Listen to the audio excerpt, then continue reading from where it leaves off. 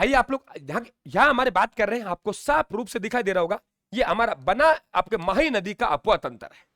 माही नदी के अपवा तंत्र की यदि हम लोग बात करते हैं आप लोगों से, तो माही नदी जो आपका बिल्कुल दक्षिण राजस्थान का हिस्सा है, और ये जो आप लोगों के अगर बात करें हम लोग कि अपवा तंत्र, ये आप लोगों के अरब सागरीय अपवा तंत्र का हिस्सा बनेगा। ये देखिए आप लोग, यहाँ ये माही नदी है, मैंने पहले भी आपसे चर्चा किया था, ये माही नदी जो अपना जल लेके जाती है, वो जल खंबात की खाड़ी में लेके जाती है। कहां? खंबात की खाड़ी में। खंबात की खाड़ी, कौन सी खाड़ी बेटा? खंबात की खाड़ी। खंबात की खाड़ी में ये अपना जल लेके जाती है ना। और इधर का ये इलाका है खंबात खाड़ी, ये पार्ट किसका? अरब सागर का है। किसका? अरब सागर का। अरब सागर का। अरब सागर का। ये ध्यान रखे, खंबात की खाड़ी में हमारा दो अपवाह तंत्र जाएगा। ये ध्यान रखें, हमारा दो, एक तो हमारे माही का जा रहा है, एक तो हमारा माही का जा रहा है, और दूसरा ध्यान रखें अभी पढ़ेंगे हम लोग, वो साबरमती वाला है। कौन सा है? साबरमती वाला। बिल्कुल आपको मालूम होना चाहिए। ऊपर तरफ चलेंगे, ये कच्छ की खाड़ी है, एक एक पता होना चाहिए तुम्हें। कच्छ की खाड़ी, ये बेटा जो कच्छ की खाड़ी है, ये कच्छ की खाड़ी वाला इलाका है, ये भी तो अरब सागर का ही पार्ट है। अगर इसमें भी कोई पानी गया तो पानी तो अरब सागर में आ रहा है। तो कच्छ की खाड़ी में ध्यान रखें, एक तो हमारा आता है लूनी का, लूनी नदी है, वो अपना जल कच्छ की खाड़ी में ले जाती है, और एक नदी है हमारी साबरमती। साबरमती, कौन सी बेटा? साबरमती। साबरमती नदी है, वो भी अपने कच्छ की खाड़ी में अपना जल, माफी चाहूंगा, पश्चिम बनास, पश्चिम बनास, पश्चिम बनास, पश्चिम बनास। सबसे पहले आगे बढ़ने से पहले अरब सागर नदी पढ़ेंगे, तो अरब सागर नदियों में सबसे पहला काम तो हमें ये मालूम आना चाहिए, ये मालूम होना चाहिए कि सर देखिए यहां पे बात करेंगे हम लोग कि यहां से 4 नदियों का मुख्यतः आप लोगों का अपवा तंत्र आएगा। हमारे पास एक माही का, नीचे चलेंगे तो माही, माही खंबात की खाड़ी में अपना जल ले जाती है।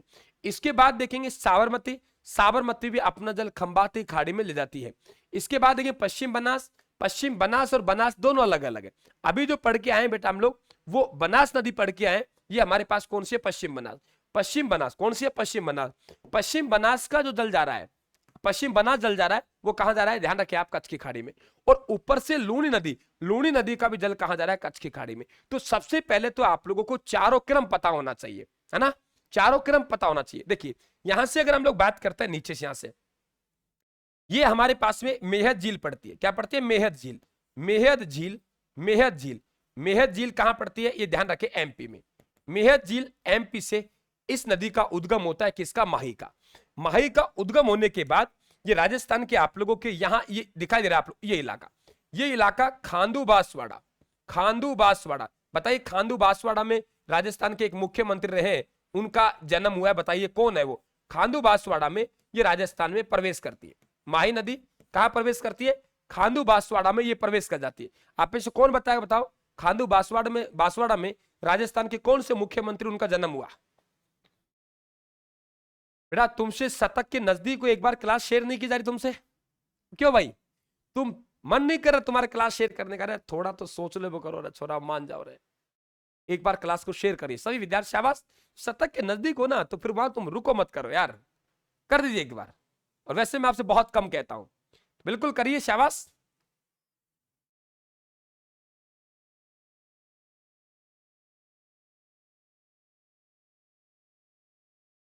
सभी विद्यार्थी एक बार क्लास को शेयर करें, समझिए आप लोग। तो प्रवेश कहां कर गई? खांडू बांसवाड़ा। खांडू बांसवाड़ा के बाद बांसवाड़ा में तो गई है, कहां गई? बांसवाड़ा में। अब यहां पे देखेंगे आप लोग कि बांसवाड़ा में गई, बांसवाड़ा में जाने के बाद बांसवाड़ा में 2 बांध है। कितने बांध? 2 बांध। एक बांध ध्यान रखें आप लोग, जिसे माही बजाज सागर बांध कहते हैं। माही बजाज सागर बांध, माही बजाज सागर बांध, माही बजाज सागर बांध है, ये राजस्थान का सबसे लंबा बांध है ना। ये कहां पड़ता है? ये ध्यान रखें, बोरखेड़ा में पड़ता है। बोरखेड़ा बांसवाड़ा, बोरखेड़ा, बोरखेड़ा, बोरखेड़ा बांसवाड़ा, बोरखेड़ा, बोरखेड़ा, बोरखेड़ा बांसवाड़ा, बोरखेड़ा बांसवाड़ा, बोरखेड़ा बांसवाड़ा में माही बजाज सागर बांध, राजस्थान का सबसे लंबा बांध। अभी बात कर, राजस्थान का सबसे ऊंचा बांध, भराव क्षमता की दृष्टि से सबसे बड़ा बांध, कैचमेंट एरिया के सबसे बड़ा बांध, मिट्टी का बना सबसे बड़ा बांध, सब अपने हिसाब से अलग अलग है। ये बांध 3109 मीटर लंबा है। कितना बड़ा? 3109। यानी ये बांध है, वो ध्यान रखें, अगर आपसे पूछे 3109, 3109 मीटर लंबा है, राजस्थान का सबसे लंबा बांध 3109 मीटर लंबा है। 3109 राजस्थान का सबसे लंबा बांध है वो माही बजाज सागर बांध है। और फिर हमारे पास एक है कागदी पिकअप बांध। पिकअप बांध उसे कहते हैं बेटा, कागदी पिकअप बांध, कागदी पिकअप बांध, पिकअप बांध उसे कहते हैं, पिकअप बांध उसे कहते हैं अगर उसकी सभी मोरियां खोल दी जाए तो उसमें बिल्कुल भी पानी नहीं बचेगा, है ना, क्लियर, बिल्कुल भी पानी नहीं बचेगा। ऐसे बांध को हम लोग कहते हैं पिकअप बांध। तो यहां दो बांध हो गए, माही बजाज सागर बांध। आपसे पूछे माही बजाज सागर का नामकरण किसके आधार पर किया गया है, तो आप लोग कहें सर माही बजाज सागर बांध का जो नामकरण किया गया है वो स्वतंत्रता सेनानी जमनालाल बजाज के नाम पर किया गया है। किसी विद्यार्थी को यहां तक कोई दिक्कत? इसके बाद ये नदी है, आप देख रहे हो, यहां से जाने के बाद ये नदी प्रतापगढ़ में जाती है। कहां जाती है बेटा? प्रतापगढ़ में। ये बिल्कुल प्रतापगढ़ बांसवाड़ा की फिर सीमा बनाती है और यहां से वापस लौट आती है ना। और फिर हमारे पास ये इधर का जो पार्ट है ये हमारे पास डूंगरपुर है। कौन सा है? डूंगरपुर। अभी इनकी सहायक नदियों की हमने बात करना बाकी है। ये नदी है, अगर इस नदी की हम टोटल बात करें तो देखो, एक तो सबसे बड़ी विशेषता है इस नदी की, आराम देखना आप लोग, कि यहां से करक रेखा है। ये नदी करक रेखा यहां से हमारे डूंगरपुर के दक्षिणी भाग को और बांसवाड़ा के मध्य से हमारे ये करक रेखा गुजरती है ना। तो ये आपका ना जल है, दो विशेषता खास है। एक तो अपना जल कहां से ले गई? दक्षिण से अपना जल उत्तर तरफ ले गई और उत्तर से वापिस अपना जल किधर ले आई? दक्षिण की तरफ। अपना जल उत्तर से कहां ले गई? दक्षिण से उत्तर, है ना, और वापिस उत्तर से दक्षिण। एकमात्र नदी राजस्थान की है जो अपना जल नीचे से ऊपर ले जाए और वापिस फिर नीचे ले आए। ऐसे ध्यान रखेंगे, एकमात्र नदी राजस्थान की जो अपना जल नीचे से ऊपर ले गई बेटा और फिर ऊपर से नीचे ले आई। अपना जल नीचे से कहां ले गई? ऊपर ले गई और ऊपर से नीचे ले आई। वो नदी कौन सी है? हमारी माही नदी है। राम राम बेटा, समझ गए आप लोग? बता दीजिए। दूसरी बात कि ये नदी ऐसी है तो एक बार तो ऊपर गई तब करक रेखा को काट गई और दोबारा नीचे आई तो फिर करक रेखा को काट गई। यानी करक रेखा को दो बार काटने वाली नदी कौन सी है? करक रेखा को दो बार काटने वाली नदी कौन सी है? एक तो देखो नीचे, यहां से गई हमारे पास, ये गई, तो करक रेखा को एक बार तो ऊपर गई जब काट गई, फिर एक बार करक रेखा को नीचे आई तब काट गई। तो करक रेखा को दो बार काटने वाली नदी कौन सी है? तो आप लोग कहेंगे सर वो माही नदी है। अपना जल दक्षिण से उत्तर, उत्तर दक्षिण माही नदी है। ठीक है, ये बात समझ गए। अब यहां पे क्या है कि दो क्षेत्र हैं हमारे। एक शब्द है बांगड़। बांगड़ होता है, इसे हम लोग बांगड़ की गंगा कहते हैं, बांगड़ की गंगा कहते हैं। अब बांगड़ के ऊपर बिंदी नहीं लगाना आपको, बांगड़ के ऊपर बिंदी नहीं लगाना है, बागड़ लिखना है केवल, बागड़। बागड़ की गंगा, बागड़ की गंगा, बागड़ की गंगा कहते हैं इसे काठल की गंगा कहते हैं, काठल की गंगा कहते हैं, इसे दक्षिण की गंगा कहते हैं, इसे आदिवासियों की गंगा कहते हैं, है ना। शॉर्ट में बात करें, ये इनके नाम है। सवाल आता है, एग्जामिनर आपसे पूछेगा कि आखिरकार ये बागड़ क्षेत्र क्या है। ये सवाल अब दूर नहीं है आप लोगों से, आपसे पूछेगा कि गुरुदेव ये बागड़ क्षेत्र क्या है। ध्यान रखना, बागड़ और बांगड़ में अंतर है। अगर जिसके ऊपर बिंदी लग गई वो शब्द होता है बांगड़, और जिसके ऊपर से बिंदी हटा दी वो शब्द होता है बागड़। समझ गए? तो बांगड़ और बागड़ में अंतर है। जिसके ऊपर बिंदी लग गई वो इलाका बांगड़ और जिसके ऊपर से बिंदी हट गई वो इलाका बागड़। हमारी माता बहनें बिंदी यहां नहीं लगाती, यहां श्री गंगानगर हनुमानगढ़ का इलाका। मैं ये नहीं कह रहा कि श्री गंगानगर हनुमानगढ़ बिंदी नहीं लगाते, मैं ये नहीं कह रहा बेटा श्री गंगानगर हनुमानगढ़ बिंदी नहीं लगाते। मैं ये कह रहा हूं बिंदी यहां तो लगाते नहीं है, बिंदी यहां तो लगाते नहीं है, बिंदी थोड़ी नीचे लगाते हैं। तो बिंदी कहां लगाएंगे? यहां लगाएंगे, यहां लगाएंगे। तो इसका मतलब जिसके ऊपर बिंदी लग गई वो तो हो गया शेखावाटी के इलाके का उपनाम। और बिंदी यदि छूट के गिरेगी तो वो गिरेगी पैरों में। बिंदी यदि छूट के गिरे, क्या कहा मैंने? बिंदी यदि छूट के गिरेगी तो वो गिरेगी पैरों में। और राजस्थान के पैर है वो तो है डूंगरपुर बांसवाड़ा। क्लियर? तो बिंदी लग गई बेटा वो इलाका आपका शेखावाटी का, है ना। और बिंदी हट गई तो बिंदी तो आके पैरों में गिरेगी और राजस्थान के पैर है बेटा वो डूंगरपुर बांसवाड़ा। क्या मेरी बात को प्यारे विद्यार्थियों समझ पाए? तो बांगड़, अब सवाल मेरा यहां से शुरू होता है। एग्जामिनर 2025 का आपको मालूम है सवाल वो आपसे पूछेगा कि बागड़ क्षेत्र किसे कहते हैं। अब वो चार ऑप्शन देगा। एक्चुअली में बागड़ है क्या? तो आप कहेंगे सर माही नदी के बहवाव क्षेत्र में, जो नोट कर लीजिए बागड़ किसे कहते हैं। माही नदी के बहवाव क्षेत्र में जो कटा फटा इलाका है, माही नदी के बहवाव क्षेत्र में तो ये क्या है? कटा फटा इलाका है।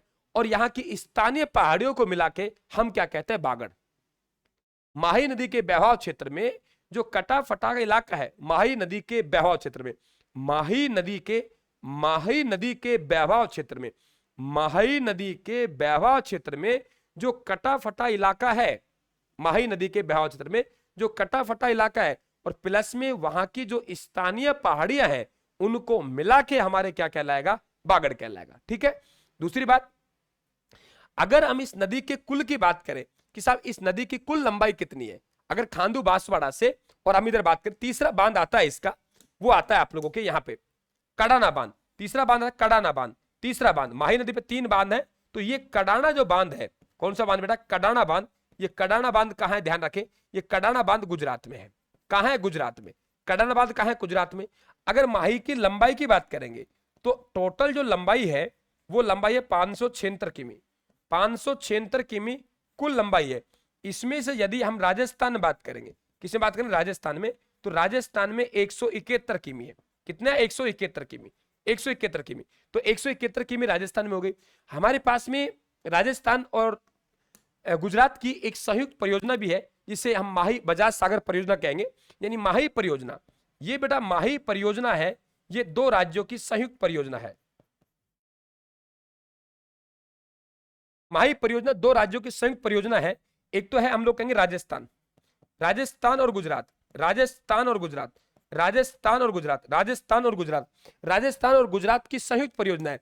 इसमें हमारा हिस्सा कम है, हमारा हिस्सा मात्र 45% है, और गुजरात का हिस्सा 55% है। लेकिन इसकी खास बात यह है कि यहां से जो जल विद्युत का उत्पादन होता है, वो जल विद्युत संपूर्ण राजस्थान को मिलती है। क्या कहा बेटा मैंने, जो जल विद्युत का उत्पादन होता है, क्या होता है, जल विद्युत, जल विद्युत का जो उत्पादन होता है वो संपूर्ण जल विद्युत राजस्थान को मिलती है। समझ गए, नोट डालिए कि यहां से जल विद्युत का जो उत्पादन होता है, किसका बेटा, जल विद्युत का, यहां से जल विद्युत का उत्पादन होता है, जल विद्युत का उत्पादन होता है, वो जल विद्युत का जो उत्पादन होता है वो ध्यान रखें 140 मेगावाट होता है। कितना बेटा, 140 मेगावाट, 140 मेगावाट है, वो संपूर्ण किसको मिलती है, राजस्थान को मिलती है। हाँ बिल्कुल, जल विद्युत 100% मिलती है बेटा, बिल्कुल। हिस्सा पूछे हम लोगों से तो 45 आपका 55 का, 45% हिस्सा हमारा है, 55% हिस्सा गुजरात का है, और जल विद्युत है वो 140 मेगावाट। आपको मैंने चंबल पढ़ाया था, तो चंबल में मैंने आपको 386 मेगावाट बताया था। वहां हमारा 50% हिस्सा है मध्य प्रदेश के साथ, कि भाई 50% मध्य प्रदेश का, 50% राजस्थान का। वहां जल विद्युत का उत्पादन हुआ, वहां कितना मेगावाट को बताइए, कितने मेगावाट जल विद्युत का उत्पादन हुआ, कितना मेगावाट जल विद्युत का उत्पादन हुआ, कितना मेगावाट जल विद्युत का उत्पादन हुआ बेटा,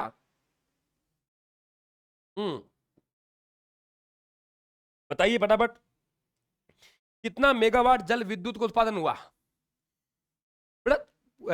पूरा पूछा है मैंने, 193, तो वो तो हमें राजस्थान को मिलता है ना। कुल है जो आपका 386 मेगावाट। और कोटा बैराज एक बांध ऐसा था जहां से आपके जल विद्युत का उत्पादन नहीं होता, केवल वो बांध सिंचाई के काम आपके आता है।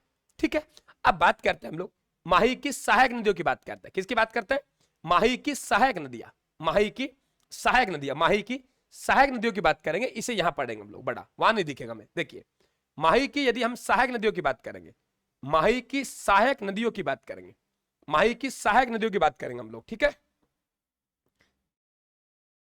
ये तो वो तो हमने माही की बात की, और अब माही की सहायक नदियों की बात करेंगे। वो तो हमने माही की बात की बेटा, और माही की सहायक नदियों की बात करेंगे, है ना। ये देखिए आप लोग, यहां हम लोग बात करें कि आप लोगों के नीचे की तरफ देखिए, यहां से बहुत अच्छा इंपॉर्टेंट पार्ट है, बहुत गहराई के साथ इस पार्ट को हम लोग पढ़ेंगे, बहुत मजा आएगा इस पार्ट को पढ़ने के लिए। ये जो नदी है हमारी, ये नदी अनास नदी है बेटा। कौन सी, अनास नदी, ये हमारी अनास नदी है। और अनास की जो सहायक है उसे हम कहते हैं हरण नदी। अनास की सहायक है उसे कहते हैं हम हरण नदी, अनास की सहायक है उसे कहते हैं हरण नदी। और ये जो नदी है हमारी चाप नदी है। कौन सी है, चाप नदी, चाप नदी है ये नदी है। इस नदी का नाम है ईरू नदी। क्या नाम है, ईरू नदी। ये नदी हमारी ईरू नदी है, और ये नदी है, इसका नाम है जाखम नदी। क्या नाम है, जाखम नदी। ये नदी इधर से है हमारी, ये नदी सोम नदी है। इस नदी का जो नाम होगा वो नदी है हमारी सोम नदी। ये नदी है हमारी मोरेल, मोरेन।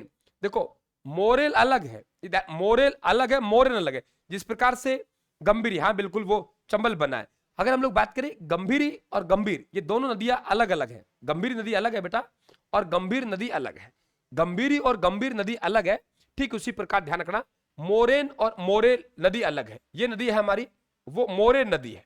कौन सी है? मोरेन नदी। और ये नदी है जिसका नाम है भादर नदी, भादर नदी। अब सबसे पहले आप देखेंगे, सबसे बेहतरीन इंपॉर्टेंट, सबसे पहले अगर हम लोग बहुत मोस्ट इंपॉर्टेंट क्वेश्चन लू, सरप्राइज क्वेश्चन। देखो ये नदी का उद्गम हमारे पास डूंगरपुर से हो रहा है, हो रहा है।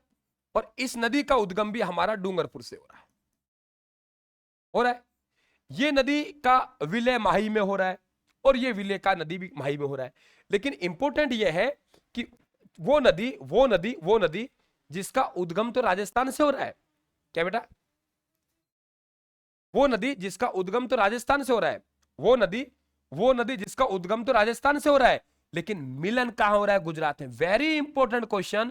मैं सवाल फिर पूछ रहा हूं कि माही की वह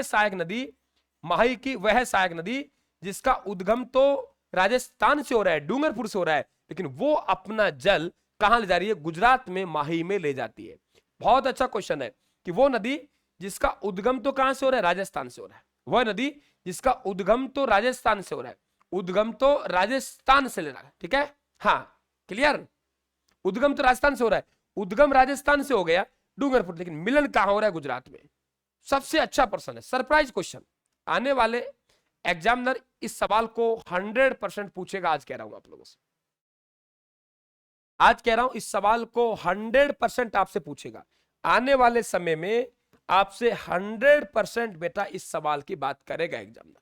तो ध्यान रखना आप लोग, यहां पे बिल्कुल इंपॉर्टेंट है, बहुत अच्छा क्लियर बनेगा कि राजस्थान से उद्गम होने वाली माही की वह साइंस का उद्गम तो राजस्थान से हो रहा है, लेकिन मिलन कहां हो रहा है? गुजरात में होता है। डूंगरपुर से मोरेन का उद्गम हुआ, डूंगरपुर से भादर का उद्गम हुआ, लेकिन भादर इसलिए इंपॉर्टेंट है, इसका विलय गुजरात में हुआ। और यहां पे नोट डाल दे, ये मोरेन है बेटा, नोट डालिए, यहां डालिए मोरेल। मोरेल अलग नदी है, मोरेल अलग नदी है।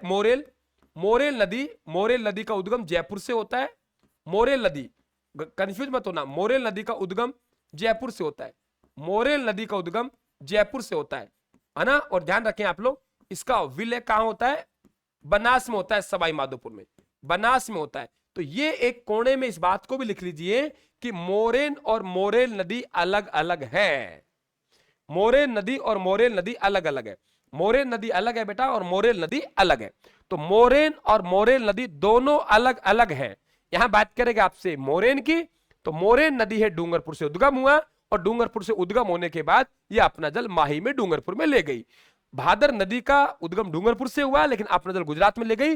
और मोरेल नदी का उद्गम जयपुर से होता है, खंडार सवाई माधोपुर में बनास से मिल जाती है। ये कंफ्यूज होता है जब एग्जाम हॉल में आप लोग जाएंगे तब, अभी नहीं होगा, वहां दिक्कत करेगा। ठीक है, अब देखिए हमारे पास चाप नदी का उद्गम होता है कालिंजरा की पहाड़ियां।